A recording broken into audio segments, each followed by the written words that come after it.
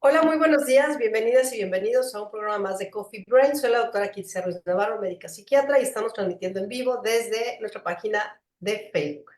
Estoy en compañía del equipo de especialistas de Brain and Mind. Está con nosotros la maestra Mercedes Navarro, psicóloga cognitivo-conductual con especialidad en tanatología clínica y mindfulness aplicados. Buenos días, Mercedes, bienvenida.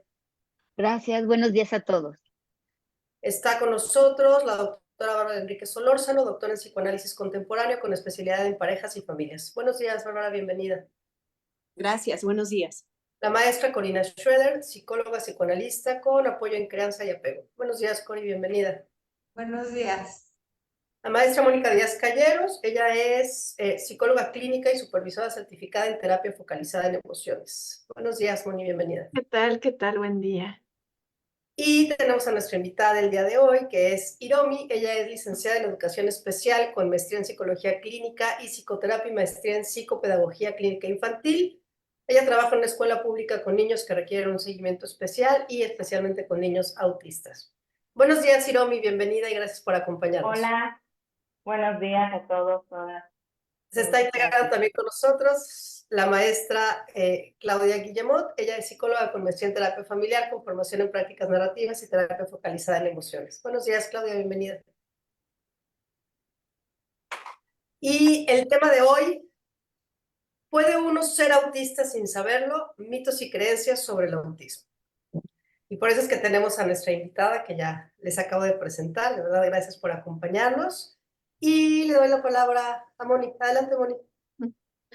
Bueno, el 2 de abril es el Día Mundial para la Visibilización y la Concientización del Autismo. Quisimos hacer este programa en estas fechas, pues justamente porque es una buena ocasión para poner el ojo ahí. Es una fecha que existe desde el 2008, la propuso la ONU, pero que al principio no era tan sonada. Me parece que es de unos poquitos años para acá que empieza a escucharse. Les quiero leer un poco como lo que se dijo sobre este día, el Día Mundial de Concienciación sobre el Autismo. Debemos reafirmar nuestro compromiso con esos valores que incluyen la igualdad, la equidad, la inclusión y nuestra determinación de promover la plena participación de todas las personas con autismo, asegurándonos de que dispongan de las herramientas necesarias para ejercer sus derechos y libertades fundamentales. Bueno, esta es una declaración del secretario general de las Naciones Unidas, que justamente va por la idea de que para que haya equidad, para que haya igualdad, no se trata de tratar a todas las personas igual, sino de tratar a las personas de acuerdo a sus necesidades. Y me parece que de esto es de lo que vamos a estar hablando. También les quiero comentar que en algunos lugares el Día del Autismo ponen esta cosa de el color azul, tomémonos una foto con playera azul, los rompecabezas, pero esos son símbolos que la mayoría de las personas autistas hoy día rechazan, porque esos son símbolos propuestos por una organización en particular en Estados Unidos que buscaba algo que le llamaban como la cura del autismo. Decían, vamos a ver cómo curar el autismo, y eso significa, digamos, que si la persona no hace contacto visual, le vamos a enseñar a hacer contacto visual. Si no se comporta normal o de acuerdo a lo esperado, le vamos a enseñar a que se comporte normal para que a las otras personas no les parezca rara. Y esto no respeta la individualidad de las personas autistas. Entonces, hoy día se prefiere usar símbolos como este del signo de infinito con arcoíris, hablando más bien como de la diversidad. A veces se utiliza también el dorado. Y también una de las razones por las que se rechaza el color azul es porque en sus inicios se consideraba que el autismo era una cosa masculina. Incluso se hablaba, algunos teóricos hablaban que era un cerebro súper, súper, súper masculino, porque entonces piensan racionalmente y lógicamente como los hombres. Entonces crea como, o sea, entonces eso pues ha sido un problema porque ha invisibilizado el autismo en las mujeres. Hay igual mujeres autistas como hombres, no es una cosa de niños, no es una cosa azul. Entonces, bueno, yo quería empezar compartiéndoles eso y luego darle la palabra a Hiromi. Yo conocí a Hiromi en un taller que ella dio hace poco, que se llama El autismo desde el paradigma de la neurodiversidad, que es una cosa a ver el autismo desde el paradigma clínico, podríamos decir, ¿no? Entonces, yo quiero ir a mí, pues, bueno, estos programas son para público en general, entonces quizá con palabras muy claras que podamos entender todos, explícanos un poco, o sea, ¿qué es esto de ver el autismo desde la neurodiversidad? ¿Qué significa eso? Claro, fíjate, durante muchos años, si no es que todo el tiempo que se ha hablado de autismo y todas las investigaciones que hay sobre el autismo, giran en torno como desde una visión muy clínica, ¿no? Y es lógico, porque sabemos que el diagnóstico del autismo pues, es meramente clínico. Pero de hace unos años para acá, estamos hablando desde el 98 aproximadamente, hay un movimiento muy importante que nace con la visión del paradigma de la neurodiversidad, visto que el paradigma de la neurodiversidad se basa en la idea de que no hay un cerebro igual que otro, que todos los cerebros son distintos y que distinto no es malo. Entonces, nos habla también de que no hay algo que sea bueno o que sea malo, que haya un funcionamiento correcto o incorrecto. Simple y sencillamente son funcionamientos distintos. Y no porque haya esa variación, quiere decir que haya uno que sea como el más adecuado o el que sea como el funcionamiento ideal. Simple y sencillamente hablamos de funcionamientos distintos, ¿no? Es algo como muy parecido a que si dijéramos que hay una etnia correcta o que hay un género correcto o que hay una cultura correcta. No hay algo correcto, simplemente existen las opciones, existen las variaciones y no por eso uno es mejor que otro. Entonces, lo mismo va con el paradigma de la neurodiversidad. No quiere decir que un cerebro es mejor que otro, simple y sencillamente son distintos. Entonces, de esto va el paradigma de la neurodiversidad. Gracias, Hiromi. Y, y te quiero hacer otra pregunta, porque esto es algo que, bueno, que tú me diste permiso para comentar en este programa y que tú platicas, de hecho, en tus cursos. Tú nos platicaste que tú recibiste un diagnóstico de autismo ya adulta, ya bien adulta, ¿no? Que incluso empezaste a intuir y quizá nos puedas platicar un poco acerca acerca de tu proceso, de cómo fue para ti y de paso nos platicas un poquito las señales o los signos o qué señales puede uno estar viendo en uno mismo si uno sospecha de un posible autismo. Y te quiero pedir un favor, estamos escuchando tu voz como un poquito lejos, no sé si tu micrófono está cerquita de ti o está en la computadora, No, lo tengo en mis audífonos. en los audífonos. Bueno. Pero sí me escuchan como muy lejos, sino para que los pueda cambiar. Sí, quizá pudiera ser. ¿Alguien quisiera comentar alguna otra cosa mientras Hiromi ve del cambio de audífonos? Ajá, y hacemos la prueba. ¿Me escucho ya? Sí, te escuchas, claro. Ay, qué bueno, es que estaba yo aquí con problemas técnicos. Eh, yo les subí, tenemos ahí un chat, Hiromi, donde vamos compartiendo cosas para los Coffee Brains y bueno, aprendiendo un poquito de todas las cosas que Mónica nos mandó y las preguntas que podríamos hacer y platicando con pacientes. A mí me impactó mucho que quienes tienen una voz importante en tema, por ejemplo, político, hicieron todo muy mal, ¿no? Todo muy mal ayer.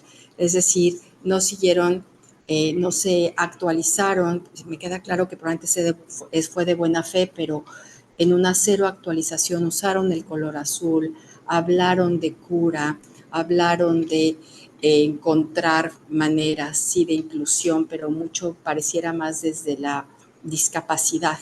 Entonces me di cuenta del mundo que hay allá afuera y que esto que hacemos nosotros de ir poco a poquito educando, reeducándonos también, se requiere mucha más difusión a pesar de ser un día específico de visibilización, de concientización, avalado por la Organización Mundial de la Salud. Me parece que estamos todavía lejos, ¿no? Entonces, un poco la pregunta sería, ¿cómo se maneja la frustración ante esto? Adelante. Okay. Quiero hacer una prueba. ¿Se escucha mejor? Se escucha ¿Sí? mejor. Muchas gracias. Increíble. Ok, Sí. ok. Bien.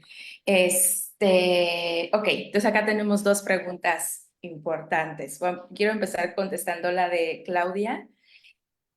Fíjate que es algo que todavía, al menos yo todavía como que le batallo un poquito, porque sí es frustrante, sí es bastante frustrante, sobre todo cuando ya diste la información, cuando ya lo explicaste, cuando ya dijiste que todos estos discursos azules, todo el emplear estos símbolos, lastima, ¿no? O sea, realmente hace un daño más que otra cosa.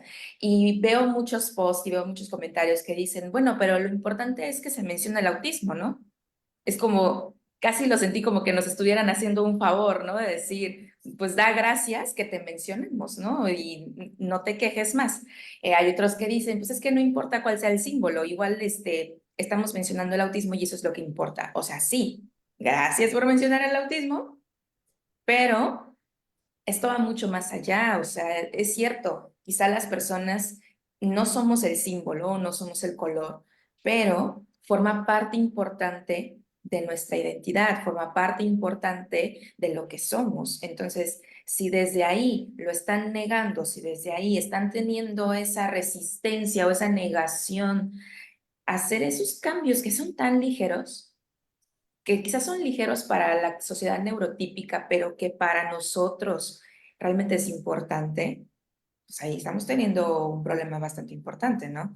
Entonces, regresando a la pregunta, sí es muy frustrante y al principio he de admitir que yo me enganchaba mucho y hacía muchísimos corajes y todo, y ahorita como que al principio digo, ay, otra vez lo mismo, es cansado, pero ya después lo tomo de quien viene. Lo tomo de quien viene y, y ya trato como de no engancharme tanto en eso, porque digo, bueno, o sea, también elijo con quién desgastarme y con quién no, porque cuando veo que son personas que no están abiertas a obtener esta nueva información, a realmente procesarla, a realmente darle un buen uso, ¿de qué sirve cansarme ahí, no? Desgasto energía que puedo emplear durante el día tratando de explicar algo que sé que no es que no lo entiendan, es no lo van a querer entender. Entonces, yo hago mi aportación, doy mi granito de arena, lo quieres hacer, bien, no lo quieres hacer, igual yo ya no puedo hacer más por ti, ¿no? Pero bueno, entonces, ahora con la pregunta que me hacía Moni, sobre lo del diagnóstico, efectivamente, a mí me dan el diagnóstico a los 27 años. Yo este año cumplo 30, o sea, ya tengo, en 2022 me lo dieron y tengo 2 años con el diagnóstico. ¿Cómo es que me di cuenta? Es muy gracioso. Em, yo me empecé a dar cuenta como por ahí del 2015 que yo quizá pudiera haber estado en el espectro autista, pero era como una sospecha. Porque en ese entonces yo trabajaba como sombra de un niño, en ese entonces con diagnóstico de TGD, ahora sabemos que es autismo también. Y en esa escuela habían otros niños. Y yo recuerdo que se escuchaban algunas demandas, ¿no? No solo de los papás, sino de los maestros de estos niños, o sea, no del niño con el que yo trabajaba, sino de otros niños que decían, es que es muy obsesivo, es muy inflexible, no le gusta que le muevan las cosas, tal, ¿no? Y pues bueno, yo como sombra, como maestra, decía, bueno, entiendo esta petición, pero igual no veo nada de malo en esto, ¿no? Yo también me enojo cuando me mueven las cosas, yo también soy obsesiva con algunas otras, soy demasiado organizada, o sea, dije, como que no encontraba como que el error allá, pero dije, bueno, se trabaja en eso, ¿no? Entonces, como que estas dudas, yo me recuerdo que me acerqué con una psicóloga que trabajaba en esa escuela y le dije, oye, ¿y qué crees? Creo que soy autista, creo que tengo autismo. Y me dice, ay, Jeremy, por favor, claro que no. Y yo, ¿pero por qué no?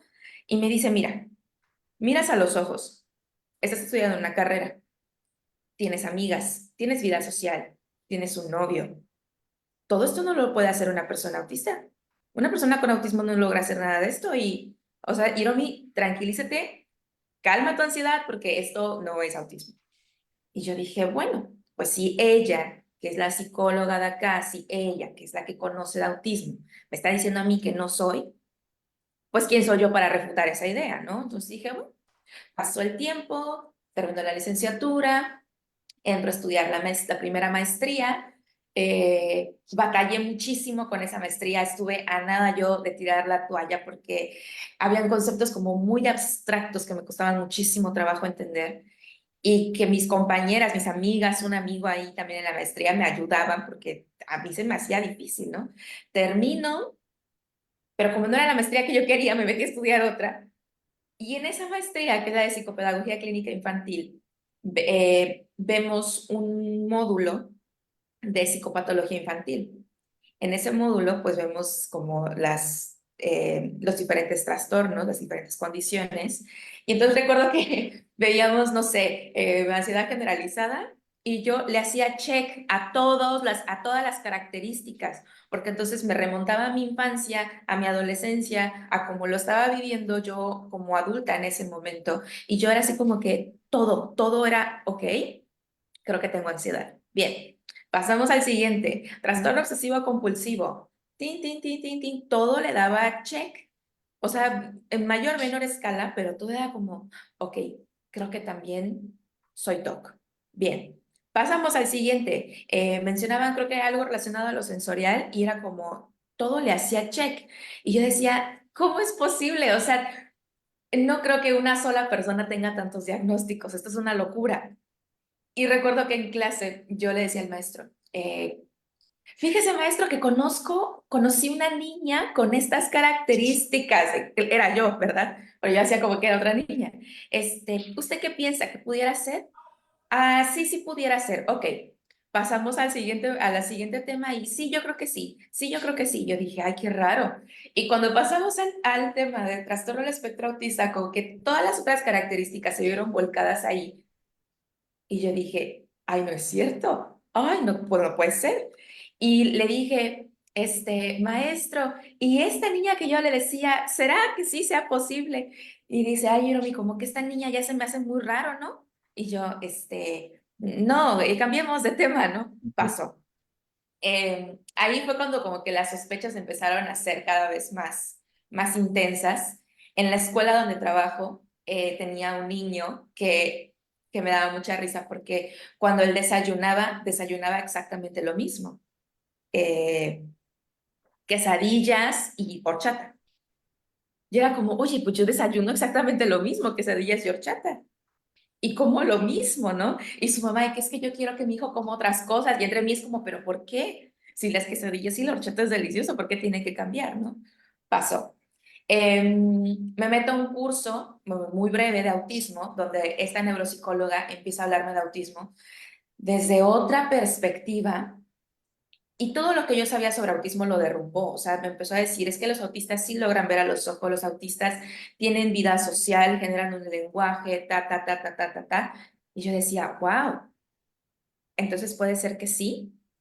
Y en ese entonces también yo daba terapia en línea a adultos y tenía yo una paciente que, que ella me decía, oye, es que yo sospecho, ¿no? No sé si tengo esto o soy esto.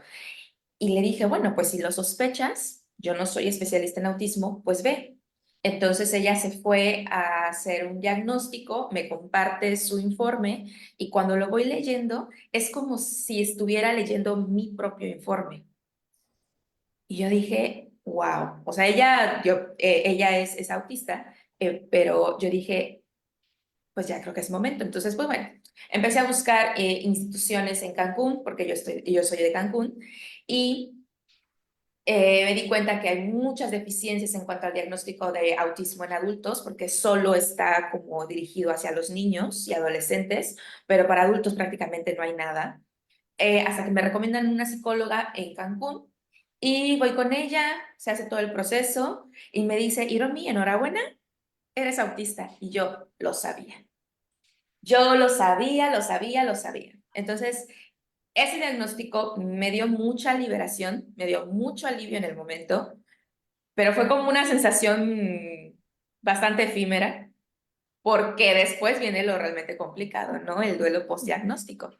Pero bueno, básicamente así es como yo llegué a la adultez a mis 27 años y apenas recibí el diagnóstico. Gracias, gracias. Gracias. Tenemos Gracias. ahí algunas manitas levantadas Sí, con otras preguntas para ti. gracias, Irón. Oye, y si alguien sospecha que su hijo tiene esta condición autista, ¿cuáles son esos pasos para que no suceda esto, verdad? Que ya como adulta con esa ansiedad de que tengo, puedan Ajá. como darle ese seguimiento y ese acompañamiento más Ujú, ligero, podríamos decir, ujú, más normal, ¿no?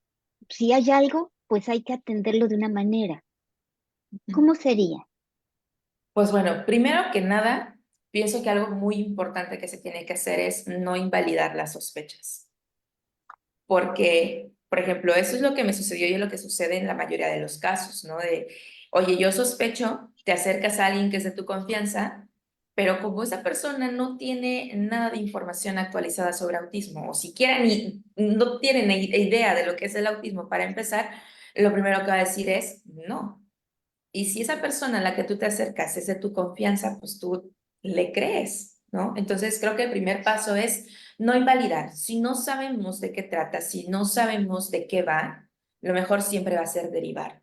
Y esto eh, va a depender mucho de la edad en la que estemos, pero los especialistas que están facultados para poder dar un diagnóstico de autismo eh, van desde psiquiatras, paidopsiquiatras, que los paidopsiquiatras son los psiquiatras que atienden población infanto-juvenil,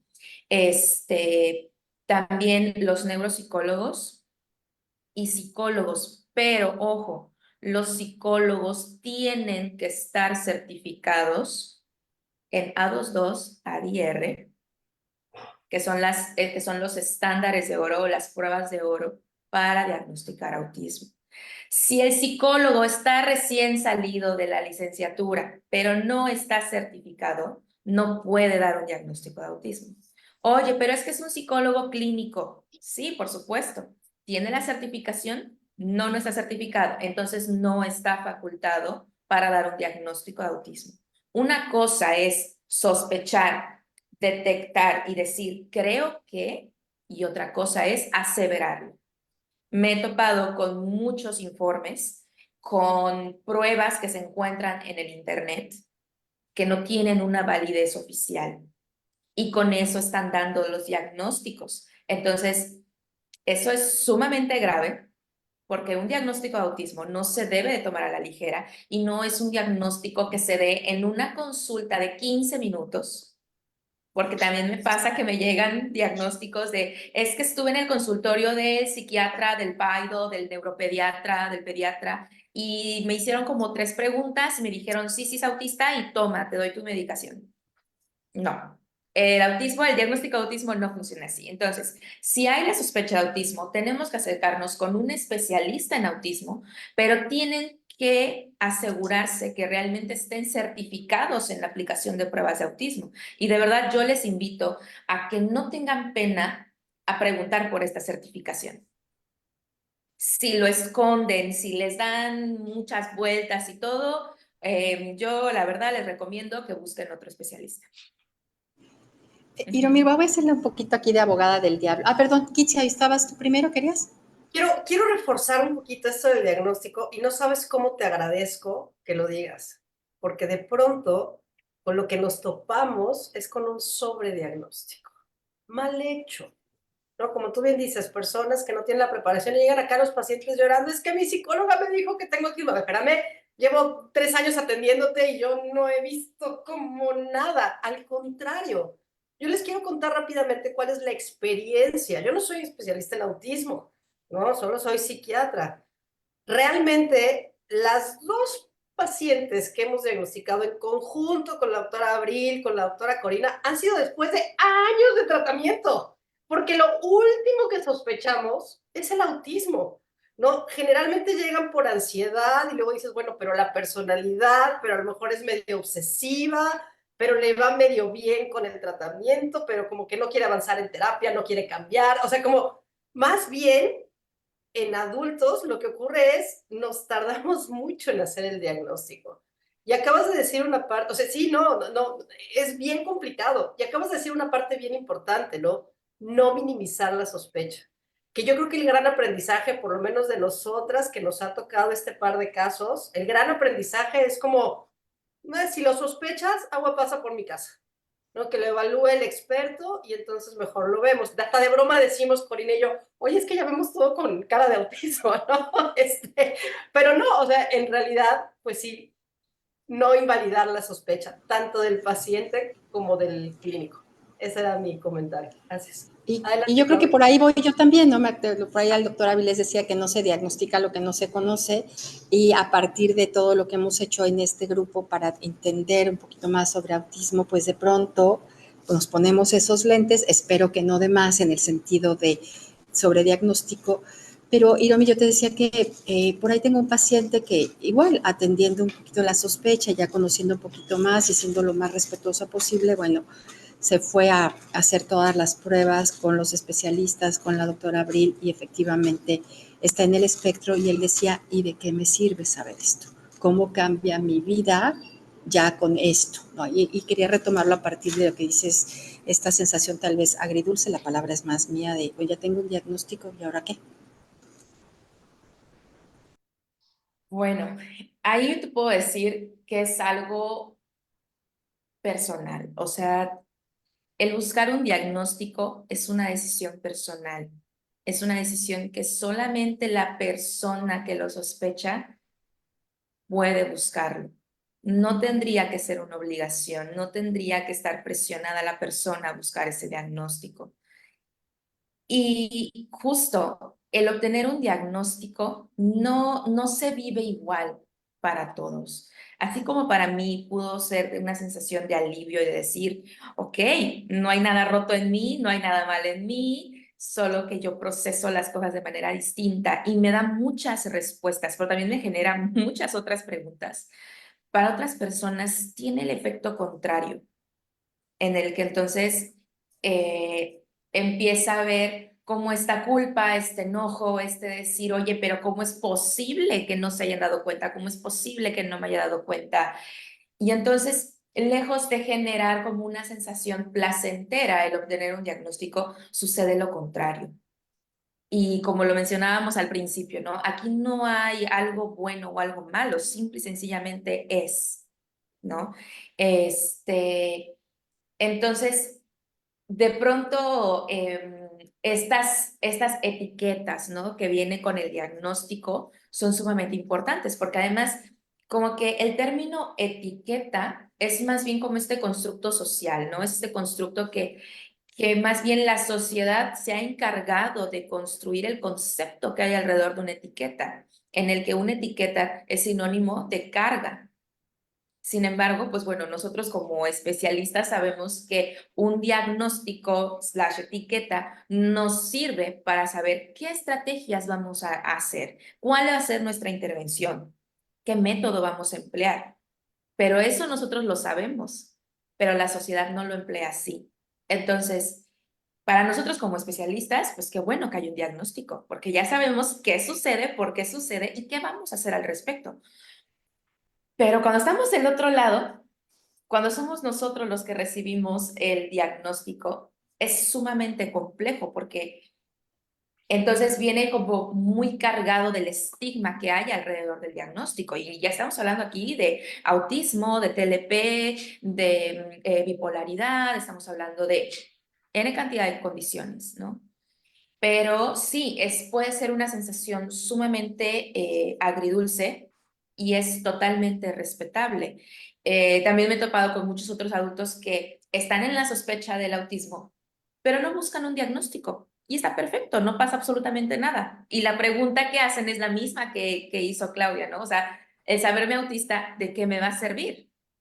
Bueno, pues te puede servir para poder, uno, encontrar quizá con mayor facilidad una identidad, dos, poder sentir quizá que puedas tú tener como un sentido de pertenencia a algo, porque si algo nos sucede en muchas ocasiones es que sentimos que no encajamos, sentimos que no pertenecemos a ningún grupo y que estamos enmascarando y estamos tratando de hacer lo posible para sobrevivir, ¿no?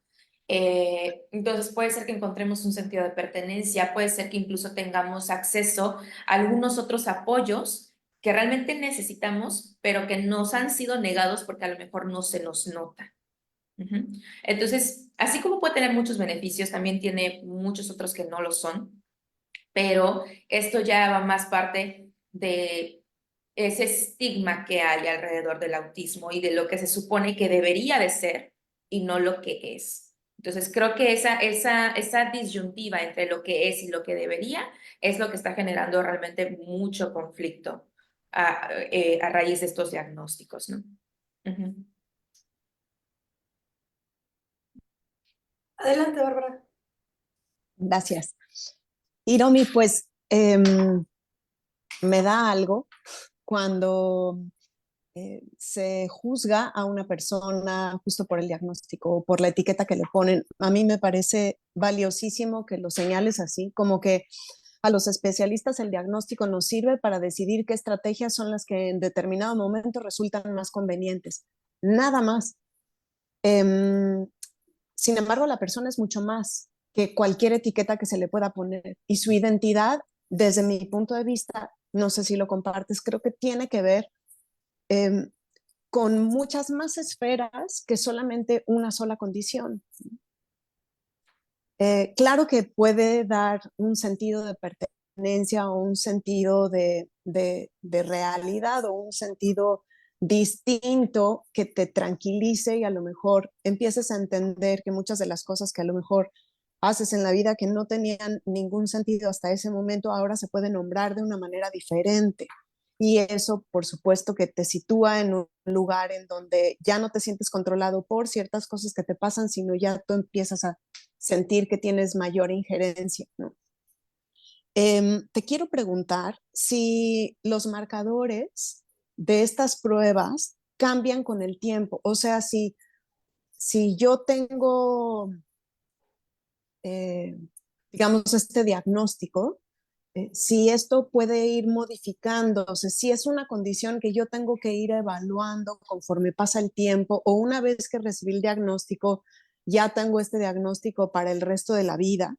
Y si la cultura entonces impacta en las formas en las que esta condición se manifiesta. O sea, si es diferente una persona en Japón a una persona en Australia, a una persona en Latinoamérica. Y si se vale todavía, si se presenta con otras condiciones. Y entonces por eso es difícil, o sea, entiendo que sí, o sea, es algo complejo, como todas las personalidades, como todas las identidades, o sea, no podemos encajar todos en una sola caja, pero sí por la experiencia que ya se tiene hoy en torno al autismo, aunque no en la parte adulta, si esto se observa que se presenta con otras condiciones más que nos puedan a nosotros ser de ella, tanto en lo individual, si uno no se dedica a esto, como si sí lo hace. Sí, y precisamente eso es lo que hace que el diagnóstico de autismo sea realmente muy difícil, ¿no? Ya lo mencionaba la doctora Kitsia, que antes de llegar al diagnóstico de esta paciente se pasaron por muchos otros, ¿no? Y se pasó por un camino muy largo. Entonces, el autismo, por lo regular, no viene solo. Por lo regular, no viene solo. Es muy raro que hablemos de que la persona es autista y ya.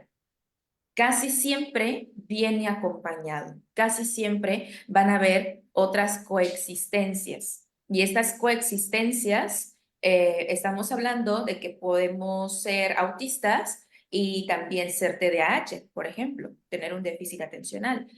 Podemos ser autistas, pero también ser TOC. Podemos también tener síndrome de Tourette, podemos tener ansiedad, depresión, trastorno límite de la personalidad. Podemos tener todas las condiciones que nos menciona el manual. Todas estas pueden estar en la misma persona, ¿ok?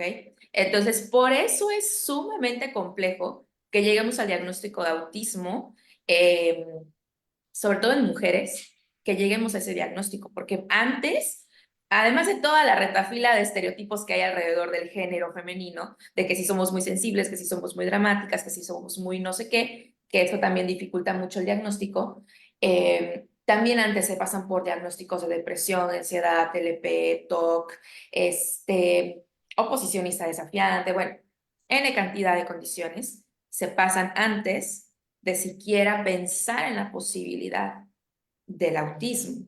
Entonces, sí, sí hay otras coexistencias insisto, es muy raro que el diagnóstico de autismo venga solo. Casi siempre como que los que van muy de la mano es autismo, TDAH, y pudiera ser a lo mejor un trastorno específico del aprendizaje, como comúnmente lo conocemos como la dislexia o la discalculia, pueden estar muy ligados. La otra pregunta que se hacía sobre si esto va cambiando a través del tiempo, el diagnóstico de autismo no va a cambiar.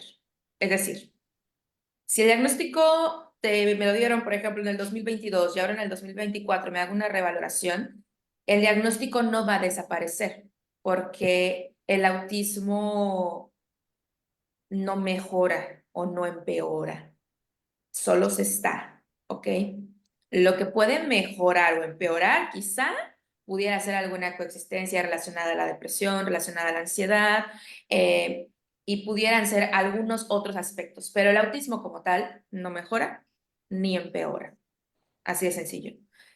Sin embargo, me he topado porque hace poco fui en Cancún a tramitar mi certificado de discapacidad, justamente porque pues uno es mi derecho y dos, quiero tener acceso a alguno de los apoyos que otorga el gobierno y otros más, ¿no? Y recuerdo que cuando me dieron este certificado de discapacidad, me dice la señora,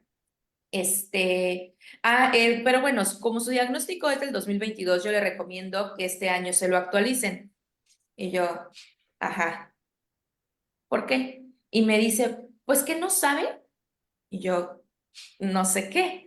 Y me dice, pues es que mira, los niños con autismo van a terapias, entonces todo el tiempo tienen que estarse haciendo revaloraciones, porque después de que toman terapias, a veces mejoran y en ocasiones como que se les va el autismo, entonces es importante que hayan estas actualizaciones. Y yo así de, ok, en ese momento no tenía energía de pelearle absolutamente nada, de decirle nada a la señora.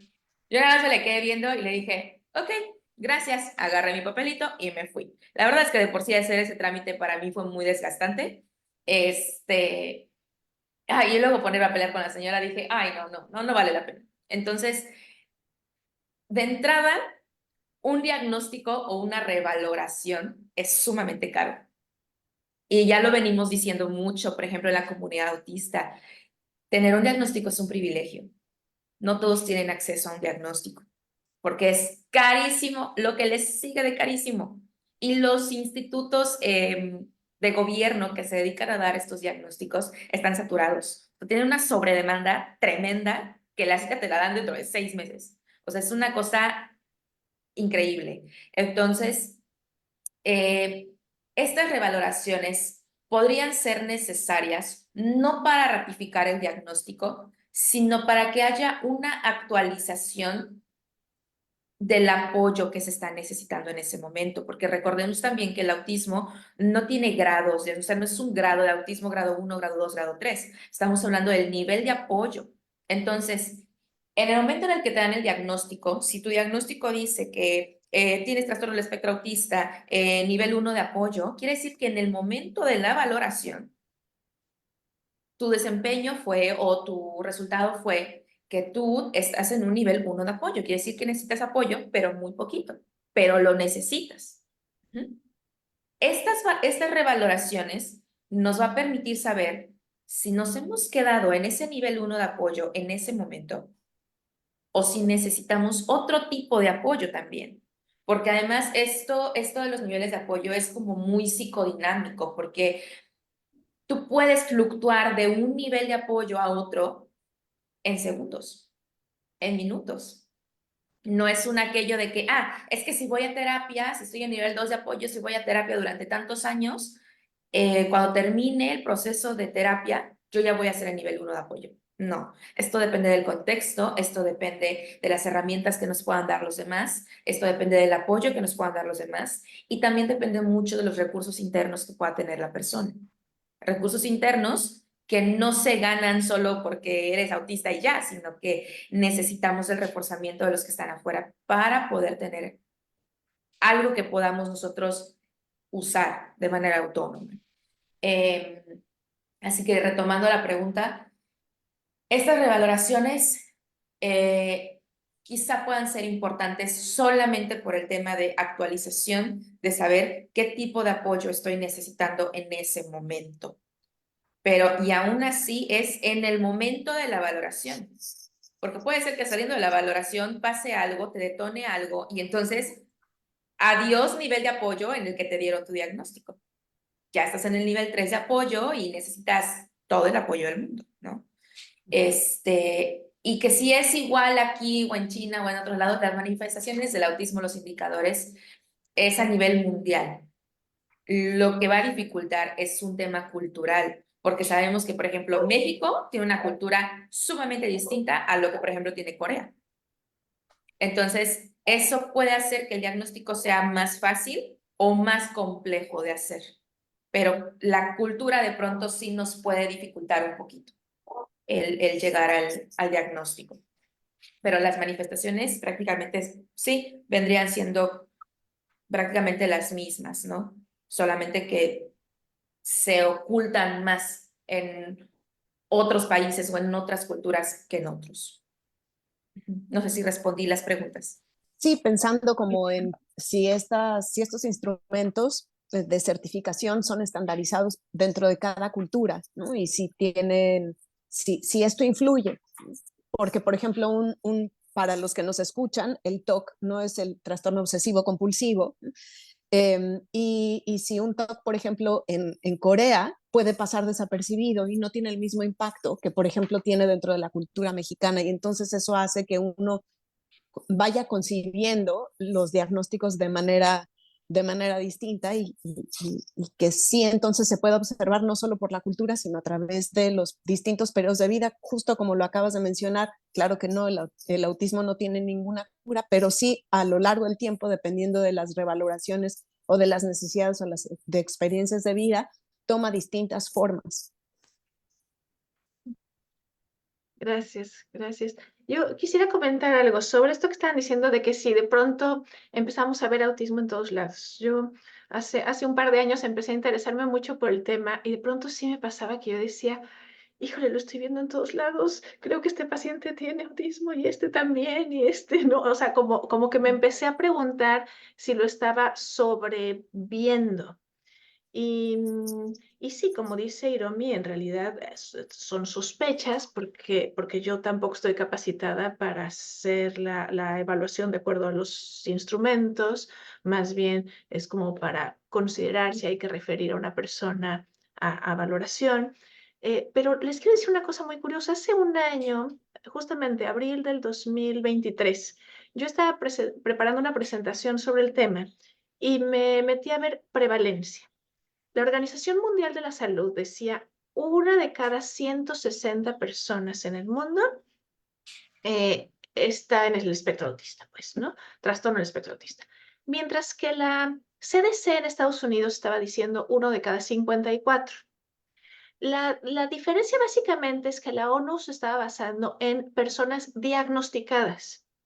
Mientras que CDC en Estados Unidos hace un monitoreo desde hace 20 años en niños de segundo de primaria, digamos, agarran niños de segundo de primaria al azar y les aplican las valoraciones. Entonces, lo que encuentran, pues desde mi punto de vista, es más cercano a la realidad, porque muchas personas son autistas y no están formalmente diagnosticadas. Pero curiosamente, ahora que estaba preparándome otra vez para otra presentación, volví a entrar a los números. El año pasado, 2023, la ONU estaba diciendo 1 de cada 160. Hoy día está diciendo 1 de cada 100. CDC hace un año estaba diciendo 1 de cada 54. Hoy está diciendo 1 de cada 36. Lo cual nos indica cómo han pasado muchas cosas en el último año en cuanto al tema de estimaciones y diagnóstico. Quería comentar otra cosa, pero mejor te doy primero la palabra, Kitsi. Yo creo que al final, a ver, estas son armas de dos filos, ¿no? Por un lado, yo sí creo que es como el resultado de una concientización, ¿no? Esto que se hace cada año sí está funcionando. Muchas veces en esas cifras puede terminar habiendo sesgos, ¿no? O sea, recordar que todas las cifras de la OMS vienen de la recolección de datos de los sistemas de información de cada uno de los países, ¿no? Y de una u otra forma no sabemos cómo se hicieron esos diagnósticos, ¿no? Y a mí sí me parece, y me tiene a mí un poco alarmada, ¿no? Y se los voy a compartir. Hoy es jueves. En el transcurso de esta semana me han llegado 5 pacientes diciéndome que tienen autismo. 2 de ellos porque su psicólogo se los dijo, ¿saben? O sea, es como, y si no tuvieron el chance de pasar por un buen filtro que dijera, a ver, vamos a evaluar, vamos a hacer lo que decía Iromi, ¿no? O sea, es con una persona que está preparada, que tiene conocimiento, que nos puede decir sí o no, seguramente son personas que quedarán con un mal diagnóstico y entrarán a las estadísticas. Y desafortunadamente el tema de psiquiatría funciona muy diferente en Estados Unidos, que casi todas nuestras estadísticas, la referencia es Estados Unidos, ¿no? Entonces, yo lo tomaría como con reserva y quizá es algo que tengamos que ver al paso del tiempo. Bueno, esa es mi opinión, ¿no? En cuanto a estadísticas de patología mental. Adelante, Claudia. Moni, ¿te ibas a decir algo antes de Kitsia? ¿Cómo estuvo? Ya, no sé si hablo yo. Sí, adelante tú y luego comento otra cosa. Adelante. Bueno, pues bueno, no sé si me salgo un poquito aquí de lo que estamos siguiendo en la línea, pero pensando en mis pacientes que con o sin diagnóstico, porque así lo han elegido, con diagnósticos tal vez más profundos o diagnósticos que mandan datos subclínicos o sin diagnóstico, pero que tienen la sospecha y la validan, pero han elegido no. Un común denominador que yo he visto es como esta sensación de soledad, ¿no?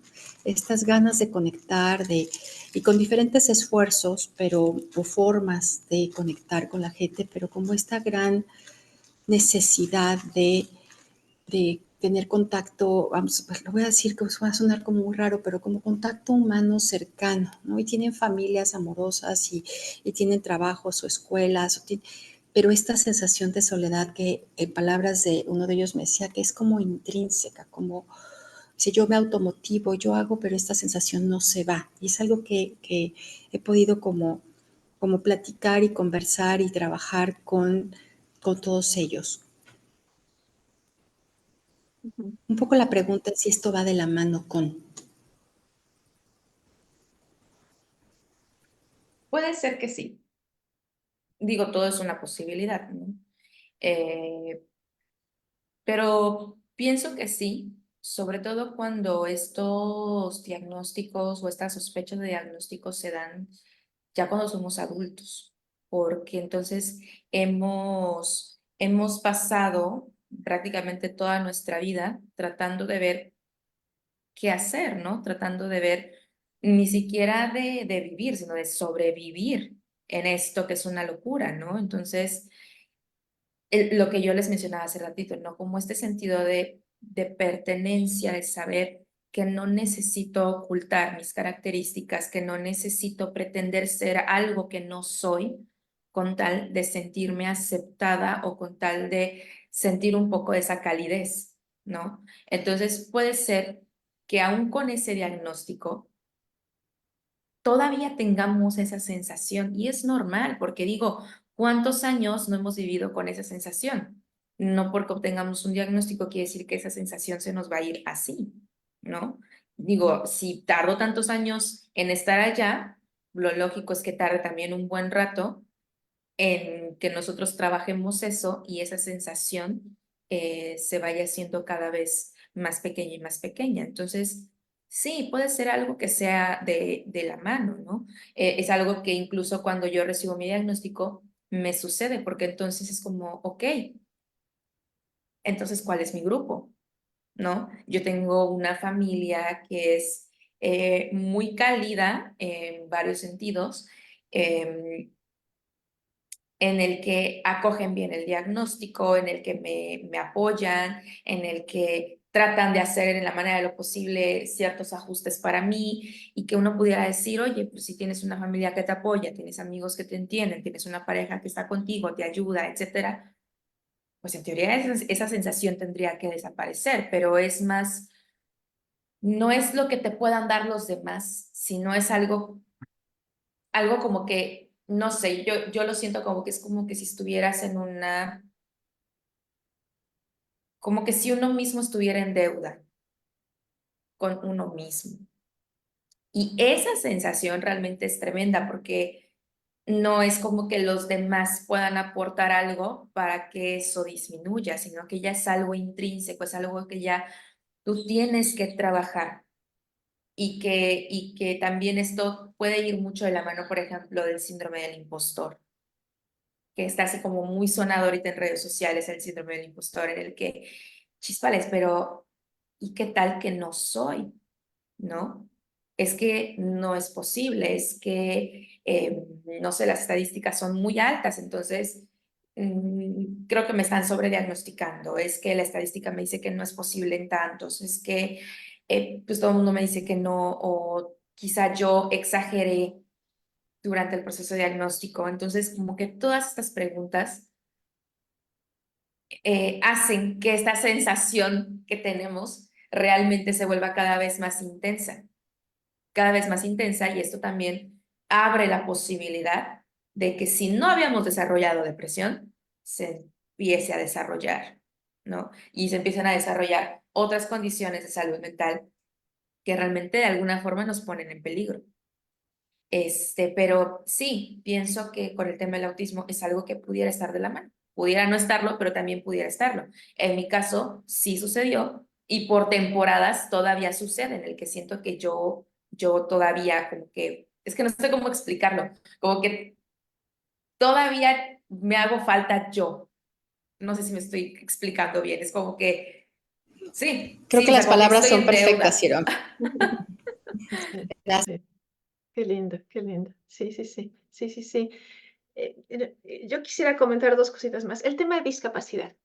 Es una palabrita que hay quien dice, sí es una discapacidad, no es una discapacidad. No, no, no, no llamémosle discapacidad porque más bien es una neurodivergencia, más bien es una variación, no, no, no, no es ni bueno ni malo, entonces no le llamemos discapacidad. Em, a mí me parece que aquí el problema es considerar que discapacidad es malo, que discapacidad es feo, o sea, tú estabas comentando, y a mí, yo puedo ir y buscar un certificado de discapacidad porque es mi derecho y porque eso me va a permitir acceder a ciertos apoyos que son importantes para mí. Entonces, a mí me parece también importante que entendamos que qué tan discapacitante es el autismo depende de los apoyos que uno tiene. Puede ser más o menos discapacitante y hay veces en que, por supuesto, que necesitamos reconocerlo como discapacidad para poder acceder a apoyo. Si no lo reconocemos como discapacidad, entonces tenemos ese trato igualitario que no es justo. Y la última cosa que quería comentar es que la cosa está de que una persona es autista o tiene autismo. La mayoría de las personas en la comunidad a las que yo he escuchado hablan del autismo como una eh, identidad. O sea, como dicen, a ver, yo no voy a decir yo tengo mexicanidad o yo tengo altura. ¿No? O sea, yo puedo decir yo soy una persona alta, yo soy mexicana, pero cuando uno dice, pero tengo autismo es como si te estuvieras tratando de distanciar de eso, ¿no? Entonces, es válido decir, soy mexicana, soy una persona alta, soy autista y no estamos ofendiendo, no estamos ofendiendo, ¿no? Y Romy, estamos ya en tiempo, prácticamente en tiempo, pero me encantaría preguntarte si tienes algún comentario final.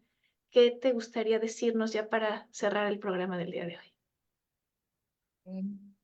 Sí, creo que algo importante de todo lo que platicamos hoy es que yo los invito a especialistas, familiares, amigos, gente en general, que validen todas las sospechas que puedan compartirles sus familiares, amigos, pacientes, usuarios, consultantes, el nombre que ustedes le quieran poner, porque de verdad no saben el daño que pueden causar al invalidar la sospecha, ¿no? De que, pero es que yo soy así, ¿ok? No nos cuesta nada decir, ok, si tú lo crees así, está bien, mejor ve con un especialista. De nada sirve entrar en un estado de conflicto, de decir no, y es que tú no puedes ser porque porque esto solamente empeora, ¿no? También el mensaje para especialistas, para maestros, para profesionales es, por favor, tomen capacitaciones sobre autismo, pero no tomen cualquier capacitación. El paradigma de la neurodiversidad de verdad nos necesita, los necesitamos. ¿Por qué? Porque ya hay muchas capacitaciones de autismo desde el enfoque clínico, hay demasiadas, pero desde una visión humana, desde donde nos traten como lo que somos, eso no hay. Y eso es lo que de pronto también dificulta mucho el diagnóstico y dificulta que nos den un trato digno. O sea, ni siquiera estoy diciendo aquí un trato especial, no, un trato digno, nada más. Y otra cosa que también quería decir es que si ya tienen información nueva, úsenla. No se queden con lo que ya es obsoleto, solo porque el quedarnos con lo que sabíamos que ya no funciona ahorita, solamente nos habla y nos refleja de la poca empatía, que aparte, paréntesis, nos dicen a los autistas, es que ustedes son poco empáticos. No, ¿se han dado cuenta que la sociedad en general son súper poco empáticos? Aquí creo que la demanda está siendo al revés, ¿no? Entonces, el hecho de que tengan una nueva información y no la usen o no le den un uso correcto, como lo que mencionaban al principio, ¿no? De siguen usando tales símbolos o siguen usando tales discursos azules, etcétera. Esto refleja la poca empatía y el poco interés en hacer las cosas distintas. Y entonces esto solamente es una apariencia de decir, navego con mi banderita de soy aliado, quiero hacer algo por ti, pero en realidad no lo estás haciendo. Entonces, de apariencia no nos sirve absolutamente nada. Y por último, no hablemos de autismo sin autistas. Así que yo quiero agradecer muchísimo esta invitación, porque no solamente es compartir mi experiencia personal, sino que realmente mi objetivo también al estar aquí es que los demás sepan del autismo de primera persona, pero que también sepan que el autismo no es malo. Entonces, por favor, también dejemos de usar estos de señales de alerta. ¿Alerta de qué? ¿De sismo?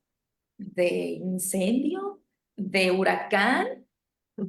¿Alerta de que el autismo no es malo? No hay nada de qué alertar, son indicadores, nada más. Pero de verdad quiero agradecerles a todas y a cada una, me encantó estar aquí. Muchísimas, muchísimas gracias por permitirme participar y poder compartir un poquito de lo que sé. Gracias.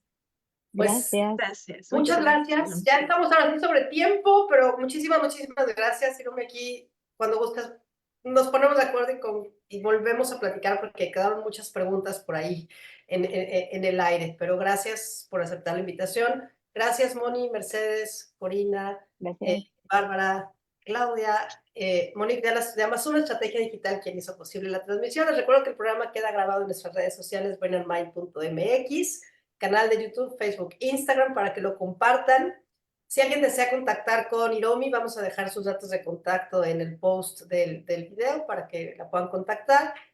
Y si alguien quiere contactar con el equipo de Brain and Mind, puede encontrar toda su información en brainandmind.mx. La semana que entra no tenemos programa, pero nos vemos el 18 de abril con el tema ¿qué es el trastorno psicótico y qué hacer si lo identifico? Gracias y hasta la próxima.